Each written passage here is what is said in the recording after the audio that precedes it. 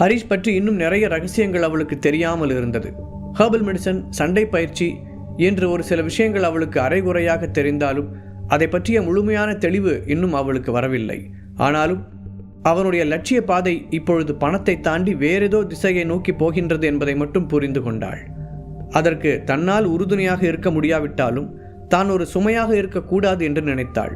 அவள் வெளியே போகலாம் என்று கேட்டதும் மெதுவாக எழுந்து உட்கார்ந்த ஹரிஷ், சரி சரி, இன்னைக்கு எந்த மாலுக்கு ஷாப்பிங் போகணும் என்று சிரித்து கொண்டே கேட்டான். நான் ஷாப்பிங் போகணும்னு உங்ககிட்ட சொன்னனா என்றபடி அவனுடைய நெஞ்சில் விளையாட்டாக குத்திய சந்தனா, நாம ஏன் ஒரு புது வீடு தேடக்கூடாது என்று சடனாக கேட்டாள். என்ன என்று ஆச்சரியத்துடன் ஹரிஷ் அவளை பார்த்தான். அவளிடமிருந்து இப்படி ஒரு கோரிக்கையை ஹரிஷ் எதிர்பார்க்கவில்லை. எதுக்காக இப்ப புது வீட்டுக்கு போகணும்னு நினைக்கிற பேபி? ஹரிஷ் குழப்பத்துடன் கேட்க சந்தனா ஒரு முடிவுடன் அவனை நிமிர்ந்து பார்த்தாள். உண்மையில் அவனுக்கு இப்போது புது வீடு எதுவும் தேவையில்லை. ஏற்கனவே இந்த ஃப்ளாட் மற்றும் அவனுடைய அப்பா அம்மாவிற்கு வாங்கி கொடுத்த வில்லா என்ற 2 இடங்கள் அவனுக்கு சொந்தமாக இருக்கிறது. போதாததற்கு சந்தனாவும் அங்கே ஒரு வில்லாவை வாங்கி வைத்திருக்கிறாள். இப்படி அவர்களிடம் 3 ஆடம்பரமான வீடுகள் இருக்கும்போது புதிதாக எதற்கு அவள் வீடு தேடுகிறாள் என்று அவனுக்கு நிஜமாகவே புரியவில்லை.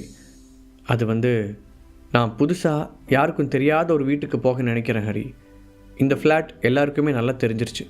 நீ பிஸ்னஸ் விஷயமாக அடிக்கடி வெளியூர் போக வேண்டிய சுச்சுவேஷன் வரும். அப்போ நம்மளோட எதிரிகளால் திரும்பவும் நமக்கு தொந்தரவு வரலாம். தயக்கத்துடன் சொன்ன சந்தனா அவனை பார்க்காமல் ஜன்னலுக்கு வெளியே வேடிக்கை பார்க்க ஆரம்பித்தாள். எங்கே ஹரிஷ் அவள் சொல்வதை தப்பாக புரிந்து கொள்வானோ என்ற பயம் அவளுக்கு இருந்தது. உண்மையில் சந்தனா எல்லா விதத்திலும் தங்களுடைய வாழ்க்கையை புதிதாக தொடங்க விரும்பினாள்.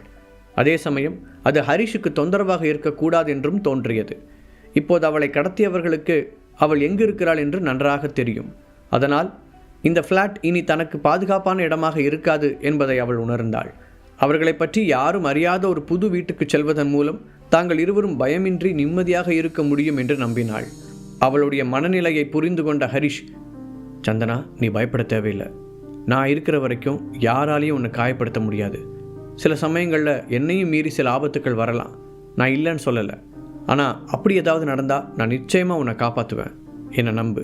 அதுவும் இல்லாமல் நீ எங்கே போனாலும் அவங்க உன்னை கண்டுபிடிக்க ஏதாவது ஒரு வழியை வச்சுருப்பாங்க. அப்படி நடக்கும்போது உன்னால் என்ன செய்ய முடியும்? எப்படி இருந்தாலும் நீ எப்பவும் ஓடி ஒளிஞ்சிக்கிட்டே இருக்க முடியாது இல்லையா? ஹரிஷ் யதார்த்தத்தை அவளுக்கு புரிய வைக்க முயற்சித்தான். நேற்று ஹோட்டலில் இருந்து கிளம்பும்போது அவனுடைய மனதிலும் வேறு ஒரு திட்டம் இருந்தது. சந்தனாவை இங்கு அழைத்து வருவதற்கு பதிலாக ரேடியன்ஸின் ஹெட் குவார்ட்டர்ஸுக்கு அழைத்துச் செல்லலாம் என்று தான் நினைத்தான். இன்னும் சொல்லப்போனால் திலகாவையும் சேர்த்து அங்கு அழைத்து கொண்டு போகலாம் என்று கருதினான்.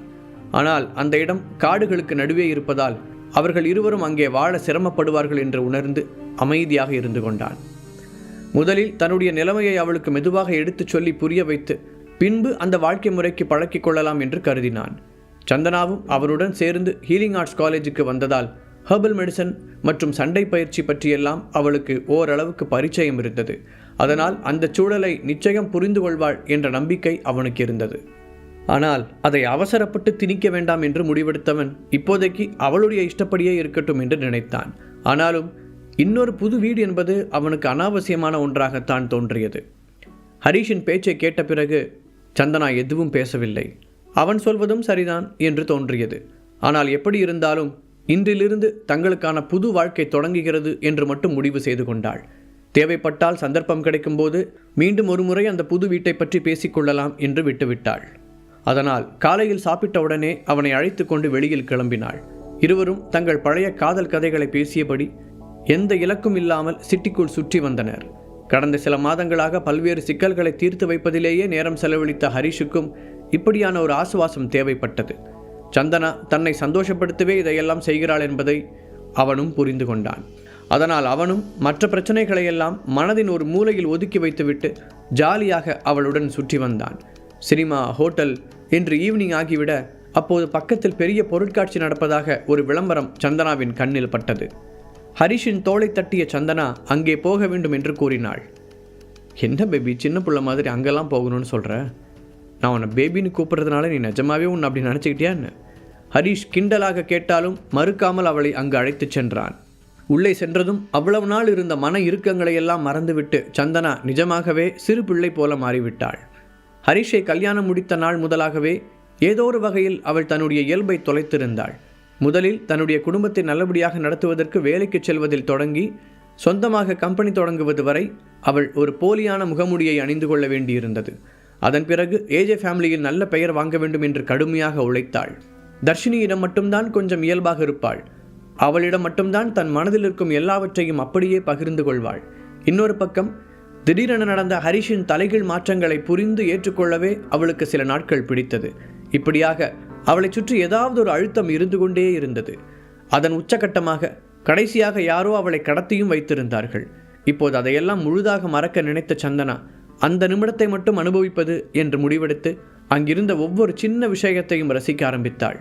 ஹரிஷுக்குமே அவளுடைய அந்த சந்தோஷம் பிடித்துவிட அவளுடைய கையை பிடித்தபடி அந்த கூட்டத்தில் இடித்து கொண்டு நடந்தான். அங்கிருந்து சின்ன சின்ன கடைகளில் கூட புகுந்து வெளியே வந்த சந்தனா டீ கப், பாத்திரங்கள், ஷோகேஸ் பொருட்கள் என்று குட்டி குட்டியாக பார்த்து பார்த்து வாங்கினாள். அதிலும் எல்லா இடத்திலும் ஹரிஷ் தயங்காமல் அவனுடைய பாக்கெட்டில் இருந்து பணத்தை எடுத்து கொடுக்க அதுவே அவளுக்கு இன்னும் உற்சாகத்தை கொடுத்தது. தின்பண்டங்களிலும் அப்படித்தான். பஞ்சுமிட்டாய், அப்பளம் என்று கண்ணில் பட்டதையெல்லாம் அவள் கை காட்ட அவன் ஓடி ஓடி வாங்கி கொடுத்தான். தன்னுடைய ஒற்றை கண் அசைவில் ஒரு சாம்ராஜ்யத்தையே கட்டுக்குள் வைத்திருக்கும் ஹரிஷ் இங்கு சந்தனாவின் ஒவ்வொரு பார்வைக்கும் ஏற்றவாறு ஆடிக்கொண்டிருந்தான். இத்தனை வருடங்களில் அவன் சந்தனாவை இவ்வளவு சந்தோஷமாக பார்த்ததே இல்லை. அவனுடைய ஒரு கை முழுக்க பைகள் இருக்க இன்னொரு கையில் சந்தனாவை பிடித்திருந்தான். அவளோ ஐஸ்கிரீம் சாப்பிட்டபடி சுற்றிலும் வேடிக்கை பார்த்து கொண்டிருந்தாள். அப்படியே அவர்கள் தீம் பார்க் போன்ற அமைப்பிற்குள் வந்திருக்க அங்கிருந்த விதவிதமான ரங்க ராட்டினங்களை பார்த்த சந்தனா, ஹரி ஒரு ரைடு போலாமா என்று உற்சாகமாக கேட்க முதன்முறையாக ஹரிஷின் முகத்தில் ஒரு பீதி தெரிந்தது. அவ்வளவு நேரம் அவன் முகத்தில் இருந்த சந்தோஷம் மொத்தமாக வடிந்து ஒரு மாதிரி வெளிரியது. என்னாச்சு ஹரி என்று சந்தனா கேள்வியுடன் அவனை பார்க்க, இல்லை பேபி வேண்டாம், அதெல்லாம் சின்ன குழந்தைங்க விளையாடுறது, நாம் வேணா அந்த ட்ராக்ல போய் பொம்மை காரை ஓட்டலாமா என்று கூப்பிட்டான். அவனுடைய முகத்தை கொஞ்ச நேரம் கவலையுடன் பார்த்த சந்தனா சடனாக முகத்தில் ஒரு சிரிப்பு தோன்ற, ஹரி உண்மையை சொல்லு, உனக்கு இந்த மாதிரி ரோலர் கோஸ்டர்லாம் போகிறதுனா பயந்தானே? அட பாவி, இதுக்கெல்லாமா பயப்படுவாங்க? அங்கே பாரு, பெரியவங்க மட்டும் போகிறதுக்கு இருக்குது, அதுக்கு போகலாம் வா என்று கையை பிடித்து இழுத்தாள். இல்லை பேபி நான் வரல. ஹரிஷ் சிறு பிள்ளை போல பிடிவாதம் பிடிக்க, அதான் நான் இருக்கேன்ல ஹரி, நான் உன்னை பார்த்துக்கிறேன், தைரியமா வா என்று அவனை பிடித்து இழுத்து கொண்டு போய் இருப்பதிலேயே பெரிதாக இருந்த ஒன்றில் தன்னுடன் சேர்த்து உட்கார வைத்தாள் சந்தனா. அச்சோ பேபி, எடுத்த உடனே இவ்வளோ பெருசா? அதுக்கு அந்த சின்னதில் கூட போயிருக்கலாம்.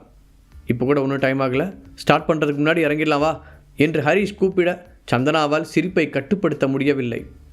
ஐயோ ஹரி, அதுதான் நிஜமாவே சின்ன பசங்க விளையாடுறது. ஃபஸ்ட்டு அதில் நம்மளை ஏற்றவே மாட்டாங்க, நீ கொஞ்சம் அமைதியாக இரு, அதான் நான் அவன் கூட இருக்கேன்ல என்று தைரியம் சொன்னவள், ஆமாம் இவ்வளோ வருஷம் உன் கூட இருந்தும் உனக்கு இதை பார்த்தா பயம்னு எனக்கு இப்போ தான் தெரியுது என்றாள். இதை சொல்லும்போது சந்தனாவின் குரலில் லேசாக வருத்தம் தெரிந்தது. ஆனால் உடனடியாக அதை மாற்றிக்கொண்டவள், ஆனால் இது உனக்கே கொஞ்சம் ஓவராக தெரியலே ஹரி, நீ எவ்வளோ பெரிய வீரன், எதிரில் 100 பேர் வந்தாலும் அத்தனை பேரையும் அசால்ட்டாக தூக்கி போட்டு பந்தாடுற. காலேஜில் நடந்த போட்டியில் நீ வெறித்தனமாக சண்டை போட்டதை பார்த்து நீ மனுஷன்தானா இல்லை வேறு ஏதாவது தான் நானே பயந்து போயிருந்தேன். அப்படி இருக்கும்போது இப்படி உயரத்தை பார்த்து பயப்படுறேன்னு சொன்னால் என்னால் நம்ப முடியலையே, உண்மையை சொல்லு, சும்மா நடிக்கிறதானே என்று விளையாட்டாக கேட்டாள். நான் ஹைட்டை பார்த்து பயப்படுறேன்னு யார் சொன்னா? அதெல்லாம் ஒன்றும் இல்லையே என்று வீராப்பாக சொன்ன ஹரிஷ் ஒரு நிமிடம் தயங்கி, அது இதுக்கு ஒரு காரணம் இருக்குது. நான் சின்ன பையனாக இருக்கும்போது எங்கள் ஃபேமிலியில் இருக்கிற எல்லோரும் சேர்ந்து ஃப்ளாரிடாவில் இருக்கிற வால்ட் டிஸ்னி வேர்ல்டுக்கு போயிருந்தோம். அங்கே இருக்க எல்லா ரைட்லேயும் சந்தோஷமாக ஏறி இறங்கிட்டு இருந்தேன். அப்போ என்னோடய சித்தப்பா பையன் கிஷன் கடைசியாக ஒரு ரைடு போகலான்னு ஒரு பெரிய ஜெயிண்ட் வில்லுக்கு கூட்டிகிட்டு போனான். அவனுக்கும் என்னை விட 1-2 வயசு தான் கம்மியாக இருக்கும். அது சுற்ற ஆரம்பிக்கிற வரைக்கும் நல்லா தான் இருந்துச்சு. அப்போ தான் என் தம்பி எனக்கே தெரியாமல் சேஃப்டி பெல்ட்டை கழட்டி விட்டுருந்தான். அதனால் அந்த ரைடு மேலே போய் தலைகீழாக திரும்பும்போது நான் அப்படியே கீழே விழுந்துட்டேன். நான் அன்றைக்கி உயிர் பொழைச்சதே ரொம்ப பெரிய விஷயந்தான். என் தாத்தா நியூயார்க்கில் இருக்கிற பெரிய பெரிய டாக்டர்ஸ்லாம் வச்சு என்னை காப்பாற்றினார். அப்போல்லாம் அவர் என் மேலே ரொம்ப பாசமாக இருப்பார் என்று சொல்லும்போதே ஹரிஷின் குரல் லேசாக உடைந்தது. அவனுடைய தாத்தாவின் ஞாபகமும் கூடவே அவ்வளவு சின்ன வயதில் தலைகீழாக விழுந்த நொடியும் நினைவுக்கு வர அவனுடைய உடலில் லேசாக நடுக்கம் ஓடியது. என்ன சொல்வதென்று தெரியாமல் சந்தனா அவனுடைய கையை ஆறுதலாக பிடிக்க அதை இழுத்து கன்னத்தில் வைத்து கொண்டவன், ரொம்ப நாளாகவே அந்த பெல்ட்டு தானாகவே கழட்டு போனதுனால தான் அந்த ஆக்சிடெண்ட் நடந்துச்சுன்னு நான் நினச்சிக்கிட்டு இருந்தேன்.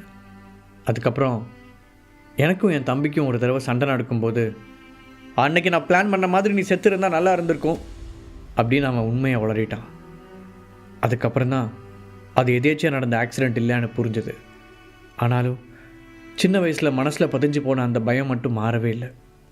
அந்த வயசில் மேலேருந்து கீழே விழுந்தது என்னையும் மீறி எனக்குள்ள ஒரு பெரிய ட்ராமாவை கொடுத்துருச்சு. அதுக்கப்புறம் என்ன நான் தான் பார்த்துக்கணுன்னு மார்ஷல் ஆர்ட்ஸ் கற்றுக்கிட்டேன். ராபர்ட்டும் பிரசன்னாவும் தான் எனக்கு பாடி கார்ட்ஸாக இருந்ததோட சண்டை போடவும் ட்ரைனிங் கொடுத்தாங்க. கொஞ்சம் கொஞ்சமாக மற்ற பயம்லாம் என்னை விட்டு போனாலும் அதுக்கப்புறம் எப்போவுமே இந்த மாதிரி ஜெயிண்ட் வீலில் மட்டும் ஏறினதே இல்லை. ஹரிஷ் தன் மனதில் இருந்ததை கொட்டி தீர்க்க சந்தனா அவனை ஆதரவாக பார்த்தாள். இப்போதுதான் முதல் முறையாக தன் சிறு வயது வாழ்க்கையை பற்றி அவளிடம் அவன் பகிர்ந்து கொள்கிறான். அதை உணர்ந்தவள், சாரி ஹரி, எனக்கு இதெல்லாம் தெரியாது. இப்போ நான் வேற முட்டாள்தனமாக உன்னை இங்கே கூட்டிகிட்டு வந்துட்டேன். சரி வா, நாம் வேகமாக கீழே இறங்கிடலாம். சந்தனா சொல்லி கொண்டு இருக்கும்போதே அந்த பெரிய ராட்டினம் மெதுவாக சுழல ஆரம்பித்தது. அச்சோ நிறுத்துங்க என்று சந்தனா சத்தம் போட, இல்லை பேபி இருக்கட்டும், இன்னும் எத்தனை நாளைக்கு இதுக்கு பயந்துகிட்டே இருக்க முடியும், இதுவும் ஒரு வகையில் நல்லது தான், அதான் கூட நீ இருக்கல்ல என்ற ஹரிஷ் அவளுடைய கையை இறுக்கமாக பிடித்து கொண்டு தோளில் முகம் புதைத்து கொண்டான். இந்த கொஞ்ச நாட்களாக அவனுடைய ஆளுமையையும் கம்பீரத்தையும் பார்த்து பழகியிருந்த சந்தனாவிற்கு இந்த நிமிடம் தன்னிடம் குழந்தையாக மாறியிருக்கும் கணவனை ரொம்பவே காதலிக்க தோன்றியது. கிட்டத்தட்ட அவனின் தாயாக தன்னை உணர்ந்தாள். தன் தோள் மீது சாய்ந்திருந்த அவனுடைய தலைமுடியை நீவி கொடுத்தவள் அந்த ராட்டினம் நிற்கும் வரை அவனுடைய கையை விடவே இல்லை. ஒரு வழியாக அது நிற்க கண்ணை இறுக்கமாக மூடியிருந்த கணவனின் கன்னத்தை தட்டி, ஹரி இறங்கலாம் வா என்றாள். என்ன நிஜமாவே முடிஞ்சிருச்சா பேபி என்று ஆச்சரியத்துடன் கண்ணை திறந்த ஹரிஷ், நீ என் பக்கத்தில் உட்கார்ந்துருந்ததுனால எனக்கு ஒன்றுமே தெரியல, இதுவும் ஒரு மாதிரி நல்லா தான் இருந்துச்சு, அப்படின்னா நிஜமாவே நான் இந்த பயத்திலிருந்து வெளியே வந்துட்டேன் என்று உற்சாகமாக விசிலடித்தபடி இறங்கினான் ஹரிஷ். உண்மையிலேயே அந்த நாள் அவர்களுடைய வாழ்க்கையில் ஒரு மறக்க முடியாத நாளாக அமைந்தது. சந்தனா தன் கணவனிடம் இன்னும் கொஞ்சம் நெருங்கிவிட்டதாக நினைத்து சந்தோஷப்பட்டாள். இன்னொரு பக்கம் ஹரிஷ் தான் காதலித்த போது இருந்த சந்தனா திரும்பி வந்து விட்டதாக உணர்ந்தான். இருவரும் அதே சந்தோஷத்துடன் திரும்பி வர வழியில் ஒரு கார் ஷோரூமை பார்த்த ஹரிஷ் தன்னுடைய காரை அங்கு நிறுத்தினான். இங்கே எதுக்காக நிறுத்துற ஹரி? அதான் நம்மக்கிட்ட ஏற்கனவே கார் இருக்குல்ல சந்தனா கேட்க, ஒரு காரணத்தோடு தான் இங்கே நிறுத்தினேன், நீ என் கூட வா என்று அவளை உள்ளே அழைத்துச் சென்றான் ஹரிஷ். அவள் இன்னும் புரியாமல் பார்ப்பதை கவனித்தவன், இல்லை உன்கிட்ட உன்னோட பழைய கார் தான் இருக்குது, அது நல்லா தான் இருக்குது, அதை நான் எதுவும் குறை சொல்லலை, பட் இப்போதைக்கு அது சேஃப்டி பத்தாதுன்னு தோணுது, அதான் உனக்கு ஒரு லேட்டஸ்ட் மாடல் கார் வாங்கி தரலான்னு நினைக்கிறேன், என்னோட திருப்திக்காக இதை நீ வாங்கிக்கணும் ஹரிஷ் சொல்ல அவன் மனதில் நினைப்பதை சந்தனாவால் புரிந்து கொள்ள முடிந்தது. அதுக்கே இவ்வளோ தயங்கிக்கிட்டே சொல்கிற? எனக்கு ஒரு புது கார் கிடைக்க போகுது, அதுக்கு நான் சந்தோஷம்தானே படணும், சரிவா போகலாம் என்று அதை சாதாரணமாக எடுத்துக்கொண்டாள். இருவரும் உள்ளே போக அது ரொம்பவே ஹைடெக்கான ஷோரூம் என்பதால் லேட்டஸ்ட் மாடல் கார்கள் அனைத்தும் வரிசையாக நிற்க வைக்கப்பட்டிருந்தது. அப்போது ஒரு லைட் பிங்க் நிற காரின் மீது சந்தனாவின் கவனம் செல்ல, அந்த கார் ரொம்ப நல்லா இருக்குல்ல பேபி, உனக்கு பிடிச்சிருக்கா என கேட்டான் ஹரிஷ். ஆமாம் ஹரி என அவளும் உற்சாகமாக சொல்ல இருவரும் அந்த காரின் அருகே சென்றனர். உண்மையிலேயே அந்த நாள் அவர்களுடைய வாழ்க்கையில் ஒரு மறக்க முடியாத நாளாக அமைந்தது. சந்தனா தன் கணவனிடம் இன்னும் கொஞ்சம் நெருங்கிவிட்டதாக நினைத்து சந்தோஷப்பட்டாள். இன்னொரு பக்கம் ஹரிஷ் தான் காதலித்த போது இருந்த சந்தனா திரும்பி வந்து விட்டதாக உணர்ந்தான். இருவரும் அதே சந்தோஷத்துடன் திரும்பி வர வழியில் ஒரு கார் ஷோரூமை பார்த்த ஹரிஷ் தன்னுடைய காரை அங்கு நிறுத்தினான். இங்கே எதுக்காக நிறுத்துற ஹரி? அதான் நம்மக்கிட்ட ஏற்கனவே கார் இருக்குல்ல சந்தனா கேட்க, ஒரு காரணத்தோடு தான் இங்கே நிறுத்தினேன், நீ என் கூட வா என்று அவளை உள்ளே அழைத்துச் சென்றான் ஹரிஷ். அவள் இன்னும் புரியாமல் பார்ப்பதை கவனித்தவன், இல்லை உன்கிட்ட உன்னோட பழைய கார் தான் இருக்குது, அது நல்லா தான் இருக்குது, அதை நான் எதுவும் குறை சொல்லலை, பட் இப்போதைக்கு அது சேஃப்டி பத்தாதுன்னு தோணுது, அதான் உனக்கு ஒரு லேட்டஸ்ட் மாடல் கார் வாங்கி தரலான்னு நினைக்கிறேன், என்னோட திருப்திக்காக இதை நீ வாங்கிக்கணும் ஹரிஷ் சொல்ல அவன் மனதில் நினைப்பதை சந்தனாவால் புரிந்து கொள்ள முடிந்தது. அதுக்கே இவ்வளோ தயங்கிக்கிட்டே சொல்கிற? எனக்கு ஒரு புது கார் கிடைக்க போகுது, அதுக்கு நான் சந்தோஷம்தானே படணும், சரிவா போகலாம் என்று அதை சாதாரணமாக எடுத்துக்கொண்டாள். இருவரும் உள்ளே போக அது ரொம்பவே ஹைடெக்கான ஷோரூம் என்பதால் லேட்டஸ்ட் மாடல் கார்கள் அனைத்தும் வரிசையாக நிற்க வைக்கப்பட்டிருந்தது. அப்போது ஒரு லைட் பிங்க் நிற காரின் மீது சந்தனாவின் கவனம் செல்ல, அந்த கார் ரொம்ப நல்லா இருக்குல்ல பேபி, உனக்கு பிடிச்சிருக்கா என கேட்டான் ஹரிஷ். ஆமாம் ஹரி என அவளும் உற்சாகமாக சொல்ல இருவரும் அந்த காரின் அருகே சென்றனர். அதற்குள் அங்கே வந்த சேல்ஸ்மேன், எந்த மாதிரி கார் பார்க்குறீங்க என்று பணிவுடன் கேட்டான். அவர்கள் இருவரும் ஒரே நேரத்தில் அந்த காரை காட்ட, அதுவா என்று ஒரு திகைப்புடன் கேட்டான் சேல்ஸ்மேன். அடுத்து என்ன வரப்போகிறது என்பதை ஏற்கனவே அறிந்திருந்த ஹரிஷ் அதற்கு தயாராக இருக்க, நல்ல வேளையாக இந்த சேல்ஸ்மேன் அப்படியெல்லாம் அவர்களை மரியாதை குறைவாக நடத்தவில்லை. ஒன்றும் பிரச்சனை இல்லை சார், பண்ணிக்கலாம். பட் இங்கே இருக்கிறதுலே அதுதான் ரொம்ப காஸ்ட்லி. ஏன்னா இந்த மாடல் லிமிட்டட் எடிஷன் தான் இருக்குது. உங்களுக்கு ஓகேன்னா சொல்லுங்கள், நான் உங்களுக்கு மற்ற டீட்டெயில்ஸ் எல்லாம் எக்ஸ்பிளைன் பண்ணுறேன். அவன் தன்னுடைய வேலையை சரியாக செய்ய ஹரிஷ் மெச்சுதலாக அவனை பார்த்தான். ஆனால் இந்த முறை பிரச்சனை வேறொரு பக்கத்தில் இருந்து வந்தது. ஹாய், நீ சந்தனா தானே? பின்னால் இருந்து ஒரு பெண் குரல் கேட்க சந்தனா திரும்பி பார்த்தாள். அங்கே அவளுடைய ஹாஸ்டல் மேட்டான பழைய தோழி ஒருத்தி நின்று கொண்டிருந்தாள். ஹாய் உமா, நீ இங்கே? சந்தனா பதிலுக்கு உற்சாகத்துடன் கேட்க இருவரும் ஒருவர் கையை ஒருவர் பிடித்து கொண்டனர். நான் உன்னை இங்கே பார்ப்பேன்னு எதிர்பார்க்கவே இல்லை. கடைசியாக நான் உன்னை பார்த்தப்போ உனக்கு கல்யாணம் ஆகாமல் இருந்துச்சுல்ல? இப்போ உன்னை பார்க்கும்போது கல்யாணம் ஆயிடுச்சுன்னு தெரியுது. மேரேஜ் லைஃப்லாம் எப்படி போயிட்டுருக்கு? சந்தனா இயல்பாக கேட்க உமாவின் முகத்தில் ஒரு பெருமை தெரிந்தது. அதெல்லாம் சூப்பராக போகுது. என் ஹஸ்பண்ட் சென்னையில் இருக்கிற தி ஃபேமஸ் தியானா மீடியாவில் முக்கியமான போஸ்டிங்கில் இருக்கார் என்ற உமா தியானா மீடியாவின் பெயரை சொல்லும்போது வேண்டுமென்றே அழுத்தம் கொடுத்து சொன்னாள். அப்படியா? என் ஹஸ்பண்ட் கூட தியானா மீடியாவோட என சந்தனா பதிலுக்கு உற்சாகமாக ஏதோ சொல்ல வர அதற்குள் குறுக்கிட்ட உமா, பரவாயில்ல சந்தனா, உன் லைஃப் பற்றி நான் எல்லாம் கேள்விப்பட்டேன். நான் ரொம்ப நாளைக்கு முன்னாடி நம்ம ஃப்ரெண்ட்ஸ் சில பேரை மீட் பண்ணேன். அவங்க எல்லாத்தையும் சொன்னாங்க, உன் ஹஸ்பண்ட் வேலை இல்லாமல் வெட்டியாக ஊர் சுற்றிட்டு இருக்கிற ஆளாமே. அதனால் என் ஹஸ்பண்ட் மூலமாக தியானா மீடியாவில் ஏதாவது வேலை இருக்குமான்னு கேட்க வர, அதானே என்று உமா சொல்ல பதில் சொல்ல முடியாத திகைப்புடன் சந்தனா அவளை பார்க்க ஹரிஷோ தன் சிரிப்பை அடக்க வேறு பக்கம் திரும்பிக் கொண்டான். ஹரிஷ் பவர்ஃபுல் டேப்லெட் தயாரித்து தியானா மீடியாவின் பெயரில் விற்பனை செய்த பிறகு அவனுக்கு பல நிறுவனங்களுடன் பார்ட்னர்ஷிப் ஏற்பட்டது. அதனால் இப்போது மீடியா ஃபீல்டு மட்டும் இல்லாமல் பல்வேறு துறைகளிலும் தியானா மீடியா கால் பதித்திருந்தது. அதுபோன்ற ஏதோ ஒரு கம்பெனியில்தான் அந்த பெண்ணின் கணவன் வேலை பார்க்கிறான் என்பதை ஹரிஷ் புரிந்து கொண்டான். பொதுவாகவே ஹரிஷ் அவ்வளவு சீக்கிரமாக தன்னை யாருக்கும் அடையாளம் காட்டிக் கொண்டதில்லை. அதோடு இந்த சில மாதங்களாக அவன் கம்பெனி பக்கமே போகாததால் சமீபத்தில் வேலைக்கு சேர்ந்திருந்த அந்த பெண்ணின் கணவருக்கு ஹரிஷை அடையாளம் தெரியவில்லை. ஆனால் அவனுடைய பார்வை மட்டும் சந்தனாவின் மேல் கொஞ்சம் ஆர்வத்துடன் பதிந்ததை ஹரிஷ் கவனித்தான். உமா அவனை பற்றி சொன்னதும் முன்னால் வந்தவன், ஹலோ, நான் தான் இவ்வளோ நேரம் உமா பெருமையாக சொன்ன அந்த ஹஸ்பண்ட். என் ஒய்ஃபுக்கு இவ்வளோ அழகான ஒரு ஃப்ரெண்ட் இருக்காங்கன்னு எனக்கு இவ்வளோ நாளாக தெரியாமல் போச்சு என்று அவளை பாராட்டியபடி கையை நீட்டினான். அவன் பேசியதை கேட்டு சந்தனா சங்கடத்துடன் நெளிய அதற்குள் இடையில் புகுந்த ஹரிஷ் அவனுடைய கையை பற்றி வேகமாக குலுக்கினான். உங்களை இங்கே மீட் பண்ணதில் எங்களுக்கும் ரொம்ப சந்தோஷம்தான். நீங்கள் தியான மீடியாவில் வேலை பார்க்குறதா உங்கள் ஒய்ஃப் சொன்னாங்க, வாழ்த்துக்கள் என்றான் ஹரிஷ். சந்தனாவிற்கு பதில் ஹரிஷ் கையை குலுக்கியதில் எரிச்சல் அடைந்தவன், நீங்கள் என்று இழுத்தான். அவர் தான் என்னோட ஹஸ்பண்ட் என்று சந்தனா பெருமையுடன் அவனை அறிமுகப்படுத்தி வைத்தாள். ஹரிஷின் தோற்றத்தை பார்த்த உமாவின் கண்களில் கொஞ்சம் ஆச்சரியம் தெரிந்தது. மற்றவர்களிடம் இருந்து கேள்விப்பட்டதை வைத்து அவள் சந்தனாவின் கணவனை ரொம்பவே குறைத்து எடை போட்டு இருந்தாள். ஆனால் அதற்கு நேர் எதிராக இவ்வளவு ஸ்மார்ட்டான ஒருவனை அவள் எதிர்பார்க்கவில்லை. பரவாயில்லையே, இவளோட ஹஸ்பண்டை பற்றி ஏதேதோ சொன்னாங்க, ஆனால் ஆள் பார்க்குறதுக்கு என்னமோ செம ஹேண்ட்ஸமாக அழகாக தான் இருக்கான் என்று மனதிற்குள் பொறாமையுடன் நினைத்து கொண்டாள் உமா. ஹரிஷ் அந்த உமாவின் கணவனுடைய கையை இறுக்கமாக பிடிக்க அவனுக்கு வலி எடுக்க ஆரம்பித்தது. ஏன் உமா, இவர் தானே நீ சொன்ன அந்த வேலைக்கு போகாத என அவன் வேண்டுமென்றே நக்கலாக கேட்க உமாவின் முகத்திலும் ஒரு கேலி தெரிந்தது. அப்படிதான் போலுங்க என்று அவளும் அலட்சியமாக பதில் சொல்ல, ஏன் சார் இப்படி கொஞ்சம் கூட பொறுப்பில்லாமல் இருக்கீங்க?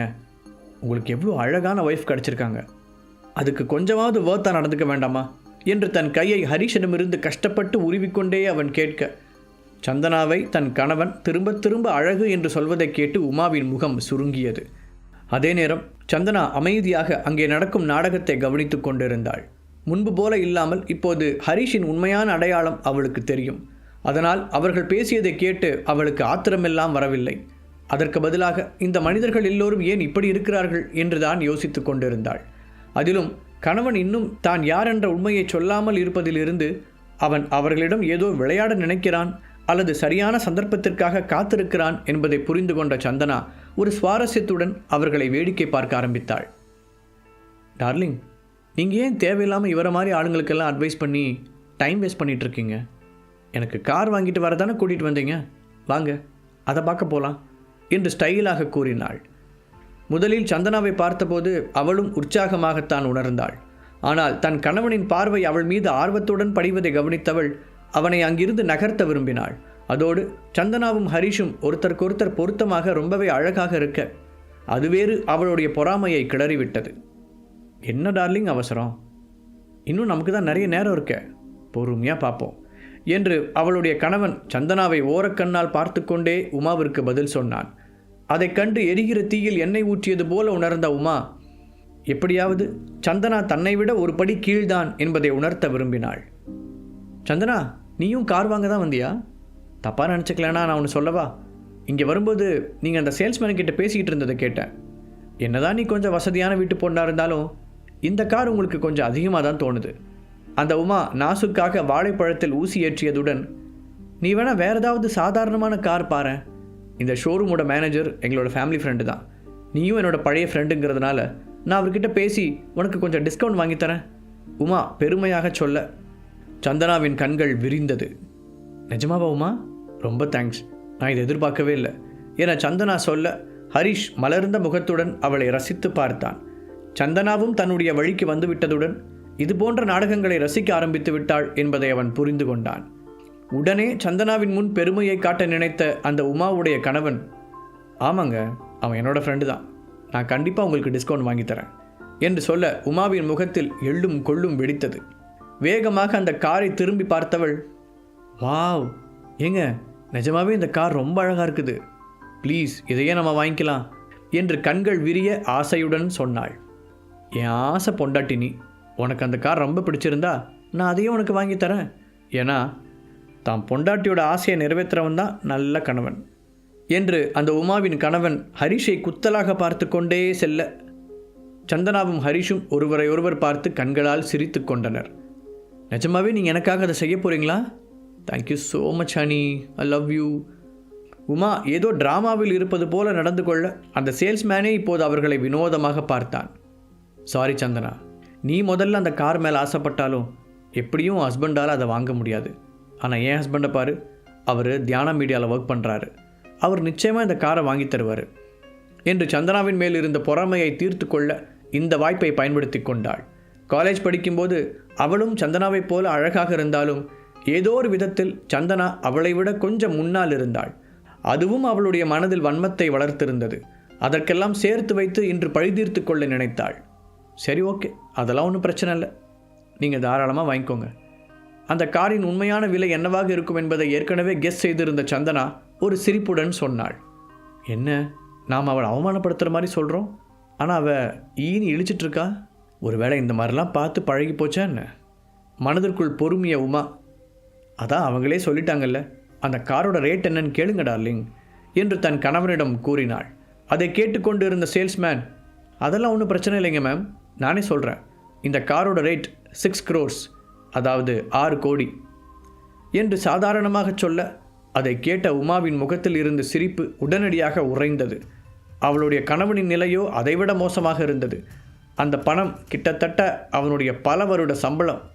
அந்த காரின் மதிப்பு ஏதோ லட்சங்களில் இருக்கும் என்று நினைத்து அவர்கள் கேட்க அதன் உண்மையான மதிப்பு கோடிகளை தாண்டி இருந்தது.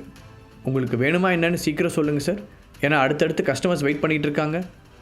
அவர்கள் இருவரின் நடவடிக்கைகளை பார்த்து அந்த சேல்ஸ்மேனே கொஞ்சம் கடுப்பாகி இருந்தான். எதுக்காக அவசரப்படுற? 6 கோடி ரூபா காரை அப்படி அசால்ட்டெல்லாம் வாங்கிட முடியாது, கொஞ்சம் யோசித்து பொறுமையாக தான் சொல்லணும். கஸ்டமர் எப்படி டீல் பண்ணணும்னு உனக்கு தெரியாதா? இப்படி தான் இன்சல்ட் பண்ணுற மாதிரி நடந்துக்குவியா? அந்த உமாவின் கணவன் எரிந்து விழ, சாரி சார்.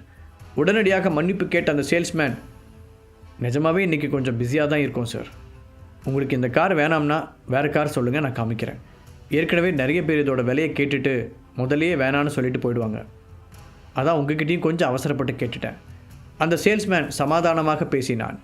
ஆனால் ஹரிஷும் சந்தனாவும் இன்னும் அங்கேயே நின்று கொண்டிருந்ததால் உமாவால் அந்த காரை வேண்டாம் என்றும் சொல்ல முடியவில்லை. 2 பேரும் கோழி திருடியவர்களைப் போல முழிக்க அதிலிருந்தே அவர்களின் நிலை அந்த சேல்ஸ்மேனுக்கு புரிந்துவிட்டது. கொஞ்ச நேரம் பொறுமையாக இருந்து பார்த்தவன், சார், இன்னும் எவ்வளோ நேரம் இப்படியே நிற்பீங்க? அட்லீஸ்ட் நீங்கள் வேணான்னு சொன்னால் அவங்களுக்காவது காமிப்பேன். ஆக்சுவலி அவங்க தான் அந்த காரை பற்றி முதல்ல கேட்டாங்க. நீங்கள் கேட்ட உடனே அவங்க சரின்னு சொன்னதுனால தான் நானும் அமைதியாக இருந்தேன். முடிவாக என்ன தான் சொல்கிறீங்க சார் என்று சலிப்புடன் கேட்டான். வேகமாக அவனுடைய சட்டையை பிடித்த உமாவின் கணவன், என்ன நீ வந்ததுலேருந்து ரொம்ப ஓவராக தான் பேசிகிட்டு இருக்க. என்ன கஸ்டமர் சர்வீஸ் நடத்துகிறீங்க? இந்த ஷோரூமோட மேனேஜர் என்னோடய ஃப்ரெண்டு தானே தெரியும்ல. நான் நினச்சா இப்போவே உன்னை வேலையை விட்டு தூக்க முடியும் என்று கோபமாக கத்தினான். ஹரிஷ் மற்றும் சந்தனாவின் முன்னால் அவமானப்படாமல் அதே சமயம் அந்த காரையும் வாங்காமல் தப்பிக்க ஒரு வழியை தேடிக்கொண்டிருந்தவன் அந்த சேல்ஸ்மேன் பேசியதை ஒரு வாய்ப்பாக பயன்படுத்தி கொண்டான். அப்படியே பிரச்சனை செய்துவிட்டு அந்த இடத்திலிருந்து வெளியேறி விடலாம் என நினைத்தான். என்ன சார் சட்டமேலெல்லாம் கை வைக்கிறீங்க? மேனேஜர் உங்களுக்கு தெரிஞ்சவராக இருக்கலாம். ஆனால் இந்த ஷோரூமோட டீலர் ஆண்டனி சாருங்கிற விஷயம் உங்களுக்கு தெரியுமா? அவர் நினச்சா மட்டும்தான் என்னை வேலையை விட்டே தூக்க முடியும். அதுவும் இல்லாமல் அந்த அளவுக்கு நான் எந்த தப்பும் பண்ணலை என்று அந்த சேல்ஸ்மேன் தைரியமாக பேச ஹரிஷுக்கு அவனை ரொம்பவே பிடித்து விட்டது. ஆண்டனியின் பெயரை கேட்டவுடன் அவனுடைய கை தானாக சேல்ஸ்மேனுடைய சட்டையை விட்டது. ஆனால் ஆண்டனியை பற்றி எதுவும் தெரியாத உமா, என்னமோ நாங்கள் வாங்கலைன்னா அவங்க வாங்குவாங்கன்னு சொல்கிறீங்க, எங்க வாங்க சொல்லி தான் பாருங்களேன் என்று கிண்டலாக கூறினாள். மேம், அது உங்களுக்கு தேவையில்லாத விஷயம். அவங்க அந்த காரை பற்றி விசாரிச்சுட்டு தான் இருந்தாங்க. வேணும்னா அவங்களே வாங்கிக்குவாங்க. இல்லைனாலும் நான் அவங்களுக்கு வேறு கார் காமிப்பேன். நீங்கள் தான் அது ரெண்டுக்குமே வழிவிடாமல் இப்படி குறுக்க நிற்கிறீங்க. ஆல்ரெடி இங்கே இருக்கிற எல்லா சேல்ஸ்மேனும் பிஸியாக தான் இருக்காங்க. முறைப்படி அவங்க தான் இங்கே முதல்ல வந்தாங்க. ஸோ நீங்கள் தான் கொஞ்சம் நேரம் வெயிட் பண்ணணும். அதனால் கொஞ்சம் வழி விட்டிங்கன்னா அவங்களுக்கு அந்த காரை நான் காமிப்பேன். அது வரைக்கும் நீங்கள் அந்த வெயிட்டிங் ரூமில் உட்காருங்க. நான் உங்களுக்கு ஜூஸ் கொடுக்க ஏற்பாடு பண்ணுறேன். அந்த சேல்ஸ்மேன் பணிவாக அதே சமயம் தன்னுடைய சுயமரியாதையை விட்டு கொடுக்காமல் பேச உமாவிற்கோ தாங்க முடியாத அவமானமாக இருந்தது. ஒரு சாதாரண சேல்ஸ்மேன் நீ, நாங்கள் என்ன செய்யணும்னு பாடெடுக்கிறியா என்று கோபத்தில் அவள் கையை ஓங்கி கொண்டு போக சந்தனா சட்டென்று அவளுடைய கையை பிடித்தாள்.